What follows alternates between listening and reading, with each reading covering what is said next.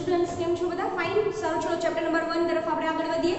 Previous લેક્ચરનો clear વૃદ્ધિ આપણે બે સજીવની કેરેક્ટરિસ્ટિક ભણી ગયા હતા.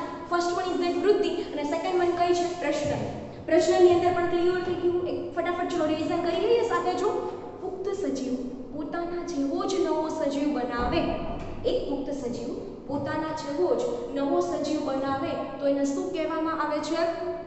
પ્રક્રિયાને પ્રજનન. લિંગી પ્રજનન, અલિંગી પ્રજનન. બરાબર છે? અલિંગી પ્રજનનમાં એક જ પિતૃ સજીવ છે એ પોતાના જેવું જ આબેહૂબ પ્રતિકૃતિ નવા સજીવને બનાવે તો અલિંગી પ્રજનન. બે પિતૃ સજીવો વિરુદ્ધાભાસી ટાઈપના હોય, નર અને માદા, આ બંને સજીવો ભેગા થઈને નવા સંતતિનું સર્જન કરે તો લિંગી પ્રજનન. બરાબર? એવી અલિંગી પ્રજનન છે તો એના પણ ઘણા બધા પ્રકાર પડતા હોય, જેનો મેં તમને નાની એવી વસ્તુની ચર્ચા કરી. એમાં પણ આપણે હાઇડ્રા અને ઈસ્ટ બંને છે કરિકા સર્જન કરે છે. પ્લેનેરિયા છે, તારા માછલી છે, એ બધા સજીવો છે એ પુનઃસર્જન અવખંડન, એમાં ફૂગનો પણ સમાવેશ થઈ જાય, મોસ છે એના પ્રતંતુઓનો પણ સમાવેશ થઈ જાય. બટ અમુક એક કોષીય સજીવો, બેક્ટેરિયા એટલે કે આદિકોષીયની ચર્ચા કરીએ તો આપણે તો અમુક બેક્ટેરિયા છે, અમુક ફૂગ છે, અમુક એક કોષીય લીલ છે, અમીબા જેવા પ્રજીવો છે, ઈ છે ઈ તમે એની વૃદ્ધિ કહી શકો કે પ્રજનન કહી શકો, કેમ કે એક કોષીય સજીવો છે. એ કેવા છે? એક કોષીય સજીવો. સો આ જે પર્ટિક્યુલર ટોપિક છે સ્ટુડન્ટ્સ, એની અંદર તમને કોઈ એમસીક્યુ પૂછાઈ શકે. એની અંદરથી તમને પૂછાઈ શકે હાઇડ્રા છે, નીચેનામાંથી કયા પ્રકારની અલિંગી પ્રજનન પદ્ધતિ છે એ કરે છે. બરાબર? કયા પ્રકારનું અલિંગી પ્રજનન પદ્ધતિ દ્વારા પ્રજનન કરે છે, તો આવું તમને પૂછાઈ શકે. પણ જો જે સજીવ નવા સજીવને જ જન્મ આપતો હોય તો એને આપણે સજીવ કત કહીએ કે ચલો પ્રજનન કરે છે તો જે સજીવ છે, તો એવા કોણ એક્ઝામ્પલ છે? They are not able to reproduce, જે પ્રજનન કરવા માટે સક્ષમ નથી. તો એવા સજીવો કોણ છે? અથવા એને કોણ કહેવાય? પહેલા તો વંધ્ય, સ્ટરાઇલ. આ જે વંધ્ય સજીવો છે, બરાબર? સજીવ બોલું છું એનો મતલબ કે વંધ્ય છે તેમ છતાં પણ સજીવ છે. એની અંદર આપણે 3 એક્ઝામ્પલ લીધા હતા. વેરી ઇમ્પોર્ટન્ટ એક્ઝામ્પલ, ઘણી વખત પૂછાયેલા છે. બરાબર? પહેલું ખચ્ચર, બીજું માનવ યુગલ અને ત્રીજું કામદાર માખી, વંધ્ય કામદાર માખી. બરાબર છે? સો અહીંયા આ 3 એવા છે જે હલનચલન કરવા આટલી બધી કેરેક્ટરિસ્ટિક છે એની પાસે, સિવાય કે કઈ સ્ટુડન્ટ્સ? પ્રજનન. એનો મતલબ કે પ્રજનન કરવા માટે સક્ષમ નથી તો પણ ઈ કેવા છે? તો પણ ઈ કેવા છે? સજીવ છે. સો એની ચોક્કસ કેરેક્ટરિસ્ટિક તરીકે આપણે કોને ન લઈ શકીએ? પ્રજનનને. સો વૃદ્ધિ ક્લિયર, પ્રજનન ક્લિયર. સો આજની આપણી ત્રીજી કેરેક્ટરિસ્ટિક છે ઈ કઈ છે? ચયાપચય. એન્ડ ધેટ કેરેક્ટરિસ્ટિક એટલે ચયાપચય એટલે કે metabolism and one of the best important ચોક્કસ particular characteristic of the living organisms. Done? ચલો ચયાપચય તરફ આગળ વધીએ. પહેલા પ્રશ્ન જાસુ, ચયાપચય કોને કહેવાય? સમજાય છે? ચયાપચય કોને કહેવાય? મેટાબોલિઝમ કોને કહેવાય? સો ફર્સ્ટ વન,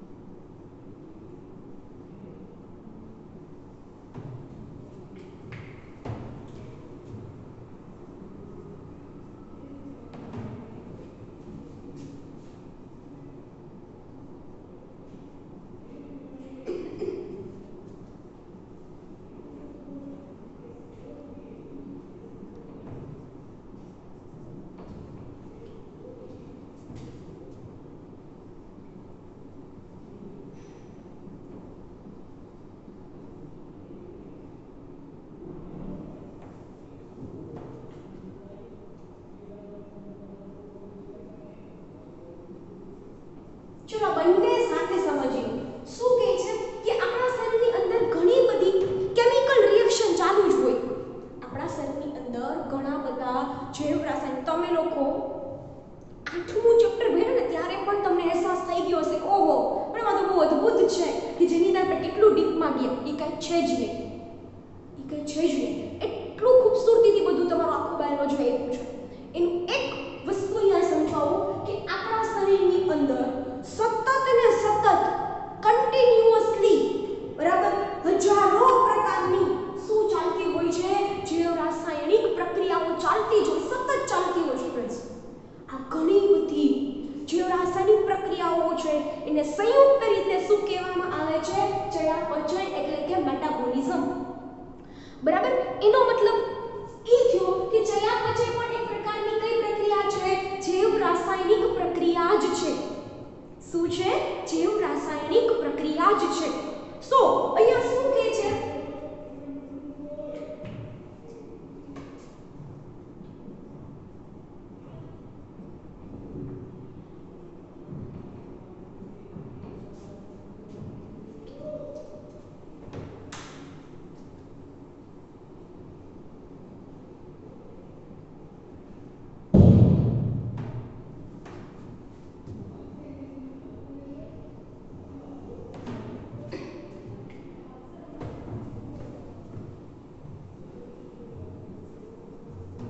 સમજાય છે?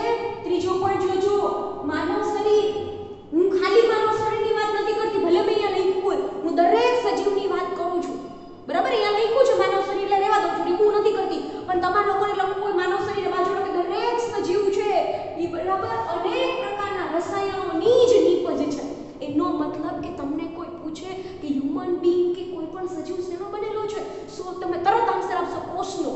અરે હું એમ કહું છું નોટ ઓન્લી સેલ, પણ સેલ શેના બનેલા છે? તો તમે કહેશો કે અંગિકા હોય, કોષ દિવાલ હોય, કોષ રસ્તર હોય, બરાબર છે, કોષ રસ હોય, કોષ કેન્દ્ર હોય, રંગસૂત્ર હોય, ડીએનએ હોય. બોટમમાં જાઓ, એની પણ નીચેની તરફ જાઓ, કાર્બન હશે, મહાઅણુઓ હશે, ચલો બરાબર, જૈવિક અણુઓ હશે, બાયોમોલેક્યુલ્સ હશે, પ્રોટીન હશે, લિપિડ હશે, કાર્બોદિત હશે, ન્યુક્લિક એસિડ હશે, વિટામિન્સ હશે, અંતઃસ્ત્રાવો હશે, ઉત્સેચકો હશે. But what about that? એના કરતાં પણ બોટમ સાઈડ જશો તો કાર્બન હશે, નાઇટ્રોજન હશે, ઓક્સિજન હશે, સલ્ફર હશે, બધા જ અકાર્બનિક દ્રવ્યો કે બધા જ મિનરલ્સ કે બધા જ ખનિજ તત્વો બોટમ સાઈડ તો એ જ છે. સો આપણું આખું શરીર છે એ કોની નીપજ છે? અલ્ટિમેટલી અનેક પ્રકારના રસાયણોની જ નીપજ છે. સમજાય છે? આપણું આખું શરીર છે બરાબર રસાયણો, કેમિકલ્સ, અમુક મોલેક્યુલ્સ, અમુક ઘટકો, અમુક અણુઓનું જ શું છે પર્ટિક્યુલરલી બનેલું છે. સમજાય છે આ વસ્તુ તમને? બરાબર છે. અને આ રસાયણો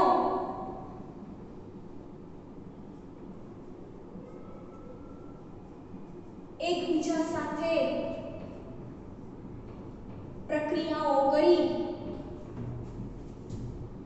ને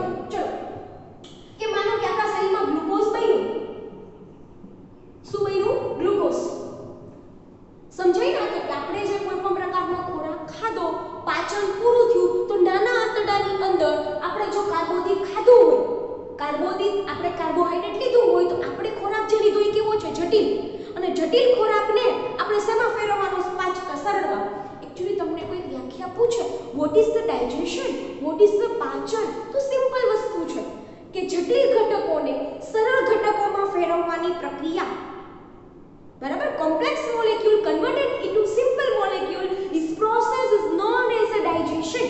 સો અહીંયા હું સેમ વસ્તુ કહું છું, જે ગ્લુકોઝ હતું એ તમારા નાના આંતરડામાં બની ગયું. બરાબર. આ ગ્લુકોઝ હવે ક્યાં જશે? કોષમાં, અને કોષમાં પણ ક્યાં જશે? કોષ રસમાં જશે. ત્યારે પ્રક્રિયાઓ ચાલુ થશે. કઈ પ્રક્રિયા? શ્વસનની પ્રક્રિયા, જારક શ્વસનની પ્રક્રિયા ચાલુ થશે. હું આપણી વાત કરું છું એટલા માટે જારક શ્વસનની વાત કરું છું. અને ત્યાં ગ્લુકોઝ છે એનું શું થશે? બ્રેકડાઉન. આ ગ્લુકોઝ શું છો? તૂટ્યો. ગ્લુકોઝ જેવો તૂટે એટલે એમાંથી શું બને? 3-પાયરુવિક એસિડ. હું સારી સિમ્પલ સમજાવવા માટે કહું છું. આ સેન્ટેન્સ તમને ન સમજાય ને કે આ રસાયણો છે એકબીજા સાથે શું કરી? પ્રક્રિયા કરી, એમાંથી અન્ય ઘટકો બનાવ્યા. તો કઈ રીતના? તમને કોઈ એક્ઝામ્પલ આપું તો તમને સરળતાથી સમજાવી શકે. તો શું કહે છે? માનો કે ગ્લુકોઝ છે જે આપણા પાછળના અંતે આપણા નાના આંતરડામાં બની ગયું, એ રુધિરમાં ગયું. રુધિર એને ક્યાં પહોંચાડી દીધું? આપણા શરીરના દરેક કોષો સુધી પહોંચાડી દીધું. કેમ કે દરેક કોષને કાર્ય કરવા માટે નીડ સમ મુક્ત ઉર્જા, ફ્રી એનર્જીની સતત એને રિક્વાયરમેન્ટ હોય. બરાબર છે.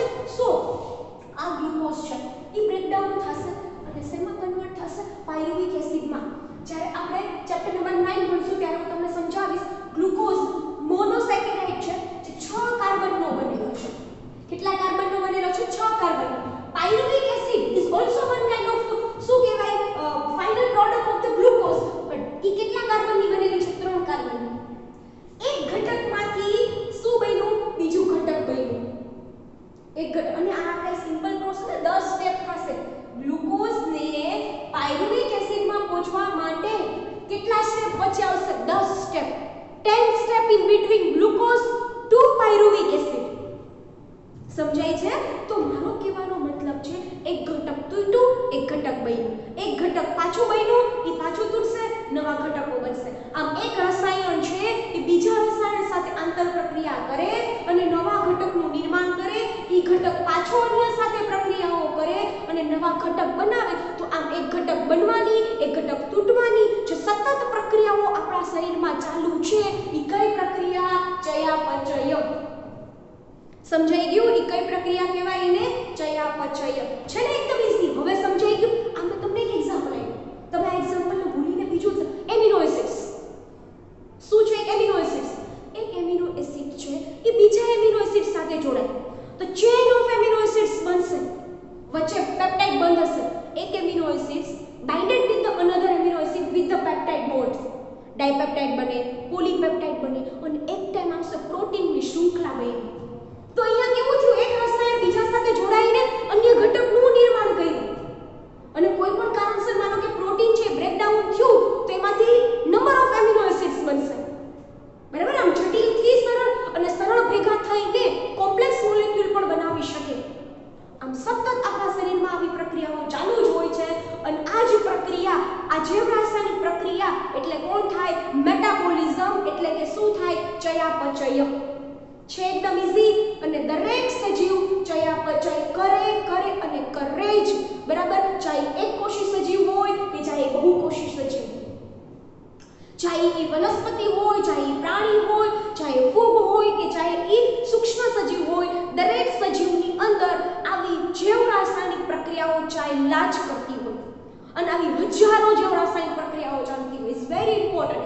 જો આપણે કામ હું આટલા જોરથી તમારી સામે બોલી રહી છું, તમે આટલા સરખી રીતના સાંભળી રહ્યા છો, ટોપિકને સમજી રહ્યા છો, એનો મતલબ કે આપણા શરીરની અંદર સતત ઉર્જા છે. અને આ ઉર્જા છે એટીપી છે. બરાબર. જે સતત વપરાય પણ છે અને નવી બની પણ રહી છે. તો એનું એકમાત્ર કારણ છે આપણા શરીરમાં ચાલતી ચયાપચયની પ્રક્રિયાઓ. સમજાય છે? આપણા શરીરમાં ચાલતી ચયાપચયની પ્રક્રિયાઓ. ક્લિયર થયું છોકરાઓ? સો થોડા હજી આગળ વધીએ આપણે.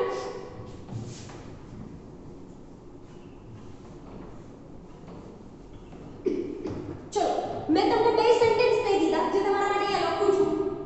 દરેક એક કોષી સજીવ, દરેક એક કોષી અને બહુકોષી સજીવો ચયાપચય કરે જ છે, એટલે કે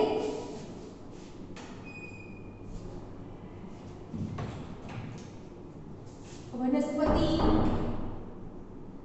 પ્રાણીઓ, ફૂગ હોય કે સૂક્ષ્મ સજીવો હોય,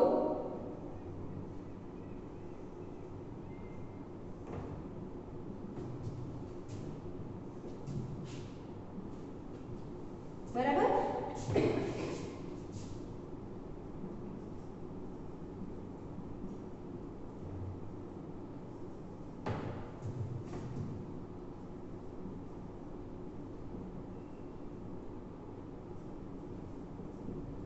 બધા જ શું કરે છે? ચયાપચયની પ્રક્રિયાઓ કરે જ છે. સો ટીલ ફર્સ્ટ સેન્ટેન્સ થી લઈને સેકન્ડ સુધી તમને સમજાઈ ગયું હશે. મેં તમને થોડુંક એક્સપ્લેન કરવાની પણ ટ્રાય કરી, બરાબર, જેથી કરીને તમારા મગજમાં એકદમ આમ કેમ ટિક થઈ જાય કે વોટ ઇઝ ધ ચયાપચય. ગમે ત્યારે આવે.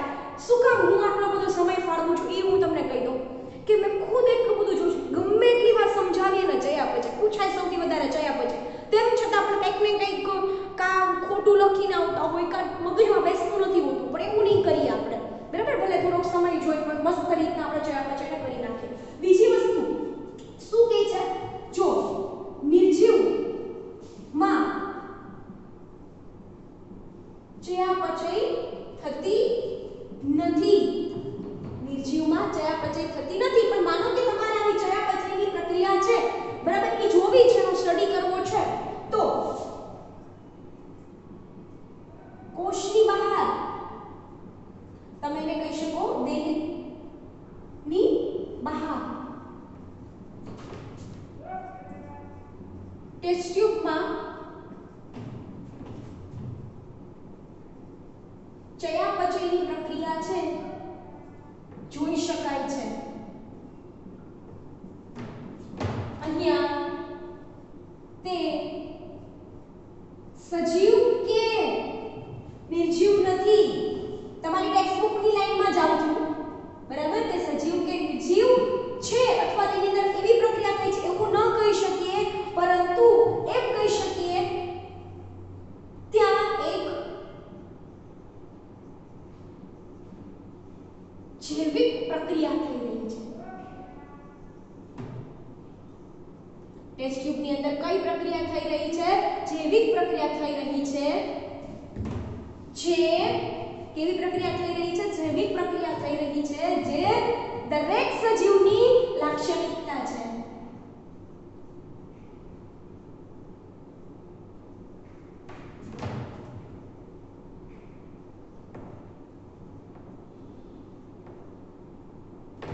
સમજાય છે? જે દરેક સજીવની શું છે? આગવી લાક્ષણિકતા છે. ફરીથી આટલા ટોપિક ફરીથી જોઈ લઈએ. ચયાપચય હું તમને થોડીક મારી રીતના બીજી જે ઇમ્પોર્ટન્ટ થિંગ્સ આપણે બાકી છે એમાં પણ આપણે જોઈ લઈશું. શું કે છે? આપણા શરીરમાં ઘણી બધી જે રાસાયણિક પ્રક્રિયાઓ ચાલતી હોય, આ બધી જે રાસાયણિક પ્રક્રિયાઓને તમે સાથે લેશો, બરાબર છે, તો શું કહેવામાં આવે છે? સંયુક્ત રીતે ચયાપચય. એટલે કે એક પ્રકારની જે રાસાયણિક પ્રક્રિયાઓ છે, માનવ શરીર લઈ લો કે કોઈ પણ સજીવ છે, મોટે ભાગે છે એ ઘણા બધા રસાયણોનું, કેમિકલ્સનું જ બનેલું હોય છે, અને આ બધા જ રસાયણો છે એકબીજા સાથે શું કરે છે? પ્રક્રિયાઓ કરે છે અને અન્ય ઘટકનું નિર્માણ કરે છે. તો આ જે અન્ય ઘટકનું નિર્માણ કરવાની પ્રક્રિયા છે, જે રાસાયણિક પ્રક્રિયા છે, અલ્ટિમેટલી કઈ પ્રક્રિયા થઈ ગઈ? ચયાપચય. એક કોષી કે બહુકોષીય સજીવો પણ ચયાપચય કરે છે. વનસ્પતિ, પ્રાણીઓ, ફૂગ કે સૂક્ષ્મ સજીવો બધા ચયાપચયને અનુસરે છે.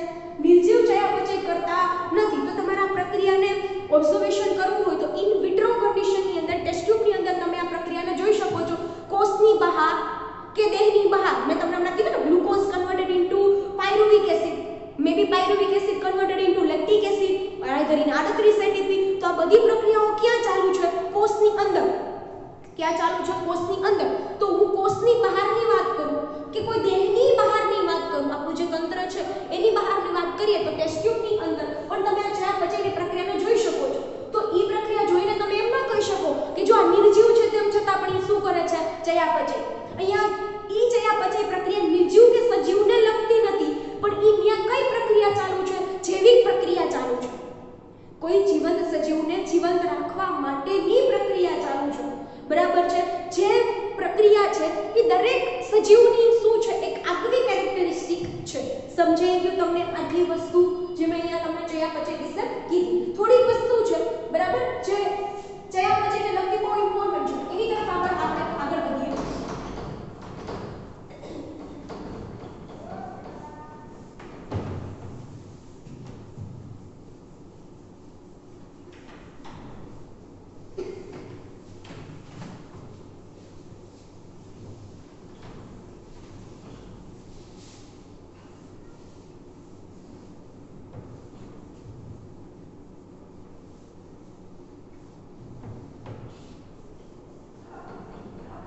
જો હવે શું કહે છે એકચ્યુઅલી છે ચયાપચય અહીંયા ભૂલ કરજો.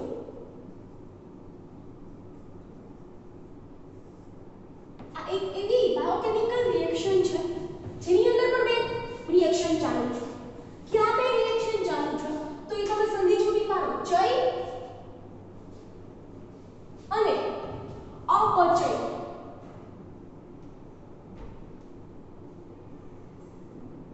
કઈ બે પ્રક્રિયાઓ ચય અને અપચય that is the metabolism anabolism અને catabolism ચય અને અપચય બરાબર છે. સો ચય છે ને એ હંમેશા યાદ રાખજો ઊર્જા મેળવે એટલે એક ઊર્જાના બેઝિસ ઉપરથી કહીશ તો તમને ઊંધું થશે. ચલો ચય છે ને ચય કરતા અપચય વધે અને અપચય કરતા ચય વધે. આ બે પ્રક્રિયાઓ છે. પહેલા તો તમને ચય ને અપચય સમજાવી દઉં, કઈ વાંધો નહીં. જો આ આપણે રાખશું નીચે મૂકો હમણાં. પહેલા તો ચય એટલે શું થાય અને અપચય એટલે શું થાય તો બેના એક એક્ઝામ્પલ આપો. પ્રકાશ સંશ્લેષણની પ્રક્રિયા છે એ ચયનું ઉદાહરણ છે. પ્રકાશ સંશ્લેષણની પ્રક્રિયા છે કોનું ઉદાહરણ છે ચયનું, જેમાં ઊર્જા શું થાય છે નિર્માણ પામે છે બરાબર છે. અને આમાં ઊર્જા શું થશે વપરાશે. અપચયમાં ઊર્જા શું થાય વપરાશે. ઊર્જા પ્રાપ્ત થાય ઊર્જા શું થાય વપરાય. એટીપી ગ્લુકોઝ છે ગ્લુકોઝમાંથી એટીપી બનવી અથવા ગ્લુકોઝ બનવું એ કઈ પ્રક્રિયા થઈ ગઈ ચયની પ્રક્રિયા. પણ જેવું એટીપી બની આપણી બોડીમાં છે ને કોઈ દિવસ એટીપી છે ને કોઈ સ્ટોર ન થઈ શકે. મીન્સ કે એટીપી કોઈ સ્થિર સ્વરૂપ છે જ નહીં. ઊર્જા કોઈ દિવસ સ્થિર સ્વરૂપ છે જ નહીં. હું બોલું છું તો ઊર્જા મારી શું થાય છે વપરાય છે. તો ઊર્જા વપરાય છે હું પણ ખોટો પડે ને. તમે થર્મોડાયનેમિક્સના રૂલ્સ કેમિસ્ટ્રીની અંદર ભણ્યા છો. સો મારી ઊર્જા અન્ય ઊર્જામાં શું થાય છે કન્વર્ટ થઈ જાય છે.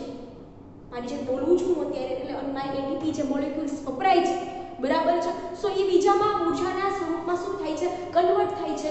સો અહીંયા જે ગ્લુકોઝ બનવું છે એ કેવી પ્રક્રિયા થઈ ચયની પ્રક્રિયા. પણ જે ગ્લુકોઝમાંથી શું બનશે એટીપી બનશે. So ATP we can't able to store ATP.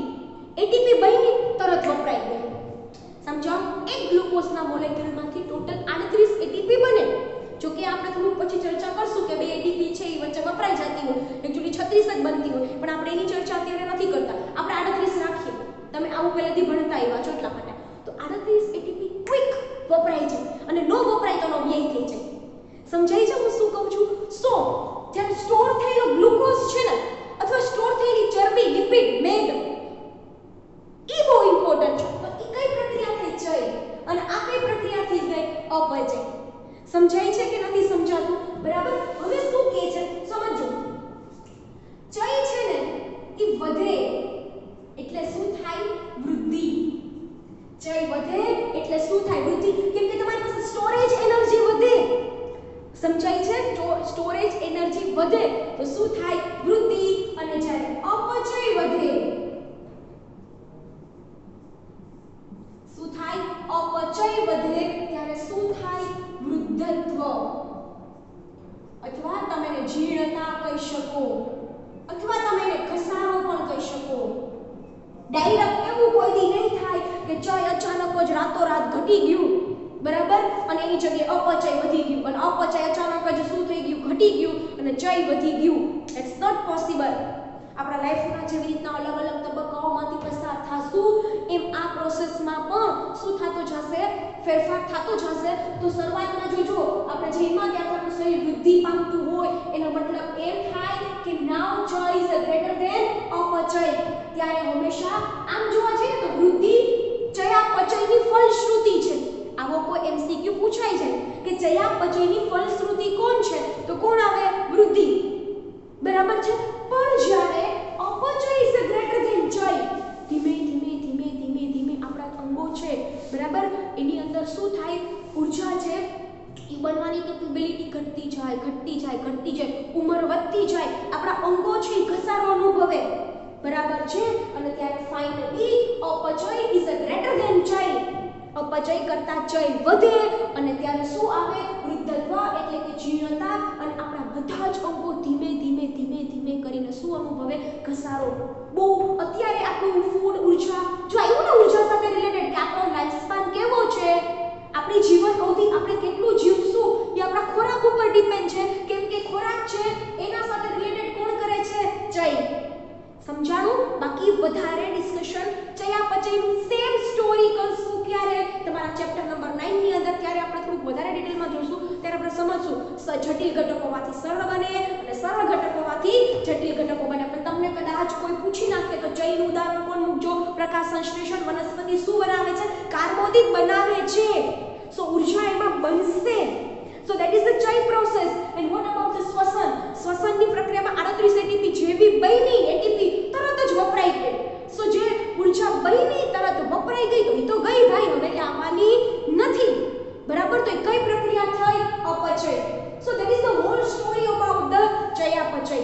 આપણી પાસે કાર્ય કરી શકીએ ને એવી ઉર્જા, એવી ફ્રી એનર્જીની જરૂર હોય એને મુક્ત ઉર્જા કહેવાય. તમને આવા એમસીક્યુ પણ પૂછાશે, ટુ ટર્મિનોલોજી આવશે.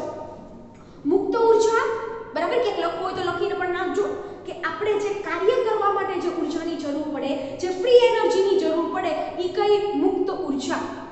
પણ સમજો જેમ જેમ એક તમારો ટોપિક છે મૃત્યુ, મેં તમને કીધું હતું એમાં તો ભયાનક પેલું સેન્ટેન્સ જ ખરાબ આવે, આપણે કોઈ દી મરતા, આત્મા કોઈ દી મરતી નથી ને ટિપિકલ બાયોલોજીની અંદર પણ આવું લખ્યું છે કે આત્મા કોઈ દી મરતી નથી, કોઈ સજીવ જન્મી કે મરી શકે પણ આત્મા કેવી હોય, અમર. આવા શબ્દ લખ્યા છે એની અંદર.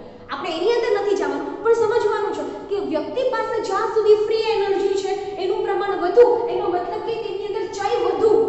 ચય ક્યારે વધુ, જ્યારે મુક્ત ઉર્જા વધુ હોય ત્યારે. ફ્રી એનર્જી કાર્ય કરવા માટેની ઉર્જા એની પાસે વધારે છે ત્યારે. બટ જેમ જેમ જેમ જેમ આગળ વધતા જશું ત્યારે મુક્ત ઉર્જા ઇઝ ડાઉન સાઇડ અને એના બદલે એન્ટ્રોપી વધશે. એન્ટ્રોપી કેમિસ્ટ્રી, હું ભણી છું કેમિસ્ટ્રી એટલે મને ખબર છે, આમ તો કેમિસ્ટ્રીનો વર્ડ છે બરાબર. આપણે બાયોલોજીની અંદર એન્ટ્રોપી એટલે શું થાય, અવ્યવસ્થાનું માપદંડ. એનો મતલબ કે અપચય વધે, અવ્યવસ્થા વધે. અવ્યવસ્થા તો ખબર પડે ને, જે અરેન્જમેન્ટ છે બરાબર એમાં શું થાય છે, કંઈક અલગતા આવે છે. તો અરેન્જમેન્ટ શું થયું, અવ્યવસ્થા વધી એટલે એન્ટ્રોપી વધી. અને આ બેનું છે ઓપોઝિટ ડાયરેક્શનમાં લેવાનું. એન્ટ્રોપી ગ્રેટર ધેન બરાબર, તો મુક્ત ઉર્જા નીચે, એન્ટ્રોપી વધારે તો હારોહાર કોણ વધારે થશે, અપચય. જ્યારે આપણું શરીરમાં એન્ટ્રોપી વધે, મુક્ત ઉર્જા ઘટે અને અપચય વધે ત્યારે આપણા અંગો ધીમે ધીમે ધીમે ધીમે શું અનુભવે, ઘસારો. અને સડન એક ટાઈમ એવો આવે કે ચય સાવ ડાઉન સાઈડ અને અપચય ઇઝ ગ્રેટર, અને ઈ જે કન્ડિશન હોય ને એને કહેવાય મૃત્યુ. અત્યાર સુધી કેવું હતું, લિબરલી હાઈલા કરતું હતું, આ વધતું હતું, આ ઘટતું હતું. જેમ જેમ આગળ વધતા હતા તેમ તેમ એનો રેશિયોમાં ચેન્જીસ થતો હતો. પણ એક ટાઈમ એવો આવશે, સતત ઘસારો તો થતો જ હોય, પણ એક ટાઈમ એવો આવશે ચય બોટમ સાઈડ, મુક્ત ઉર્જા bottom side, entropy upper side અને એની સાથે ઉપર કોણ હશે, અપચય. અને ત્યારે બે એકદમ ઓપોઝિટ ડાયરેક્શનમાં હશે, બે બોટમ સાઈડ હશે, બે બોટમ મીન્સ એક અપર અને એક બોટમ બરાબર વિરોધ દિશામાં હશે, ત્યારે મૃત્યુ થશે. અને is one of the important characteristic છે મૃત્યુ બરાબર. જે જન્મે એ મરે જ. અત્યારે આપણે એવું રાખ્યું કે કોઈ રીચ છે કે કોઈ પુઅર છે કે આપણી પાસે આ વસ્તુ છે, ઓલું છે, આ કોઈ સેલિબ્રિટી છે, પણ એની પાસે પણ સેમ કેરેક્ટરિસ્ટિક છે, કઈ, મૃત્યુ બરાબર. અત્યારે મેં તમને પહેલા પણ કીધું હતું, નથી કોઈ એવી ડ્રગ્સ કે મેડિસિન્સ ફાઇન્ડ આઉટ થાય કે કદાચ આપણે શું કરી શકીએ, આપણે જીવી શકીએ, વધારે જીવી શકીએ, સારું ફૂડ ખાધું તો 2-3 વર્ષ વધારે આરામથી કાઢી નાખીએ બરાબર. પણ હું કોઈ દિવસ મરીશ જ નહીં એવો કોઈ સજીવ નથી. એવું કહીશ તો પણ તમે મને કહેશો ના મેડમ છે અમીબા, બરાબર? જેમ કહી શકે કે કોઈ મરતું નથી.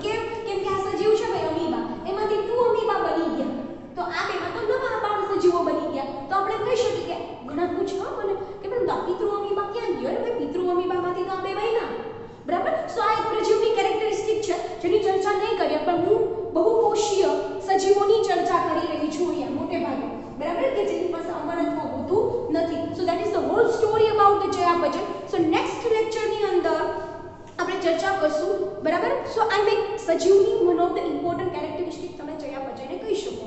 હવે આપણે સેકન્ડ કેરેક્ટરિસ્ટિક હશે પર્યાવરણ પ્રત્યેની સભાનતા. ઠંડી પડે તો આપણને ઠંડી લાગે, આપણા સંવેદી અંગો અનુભવે કે ઠંડી લાગે, પણ આપણી સામે બેન્ચીસ હોય એને એવી ન ખબર પડે કે બહુ ઠંડી લાગી, બરાબર છે? બહુ તડકો પડ્યો, એની એનામાં ભલે એમાં ચેન્જીસ થાય, કદાચ આપણે જોતા હોય કે લોખંડ હોય પીગળતું જાય, એને પણ અસર થાય પરિબળોની, બરાબર છે? પણ એના બચવા માટે કંઈ નહીં કરે. આપણને ઠંડી લાગશે તો ડેફિનેટલી આપણે શું કરશું? એના બચવાનો પ્રયત્ન કરશું. તાપમાનથી, પ્રકાશથી, કોઈ જાવ છો તો તમને અચાનક એમ લાગે બહુ ધુમાડો થયો, બહુ પ્રદૂષકો છે, અન્ય સજીવ તમારી પાછળ દોડે છે, તમને ખબર છે તમારા દુશ્મન છે, તમને એનાથી હાનિ પહોંચે છે, તમે ભાગો છો, અથવા તમે કોઈને નુકસાન પહોંચાડો છો ત્યારે બીજા સજીવો ભાગે છે, બરાબર? મચ્છર નહીં, બહુ એવું નાનું એવું સજીવ છે, મારવા જાશો ઉડી જશે, માખી મચ્છર નહીં લે તો. આમ દરેક સજીવ પાસે પર્યાવરણ પ્રત્યે, વાતાવરણ કે એન્વાયરમેન્ટ પ્રત્યે શું હોય? એની સભાનતા હોય, એની સામે એ શું કરી શકે છે? પ્રતિક્રિયા આપી શકે છે. સો આજે સ્ટોરી નહીં કરીએ, આ તો તમને ખાલી સમજાવવા માટે. તે સ્ટોરી આપણે ક્યારે કરશું? નેક્સ્ટ લેક્ચરની અંદર. આઈ હોપ સો કે યુ ડન વેરી વેલ. ચયાપચય નેક્સ્ટ ટોપિક હશે આપણે પર્યાવરણ પ્રત્યે સભાનતા નેક્સ્ટ સેશનની અંદર. Okay, thank you.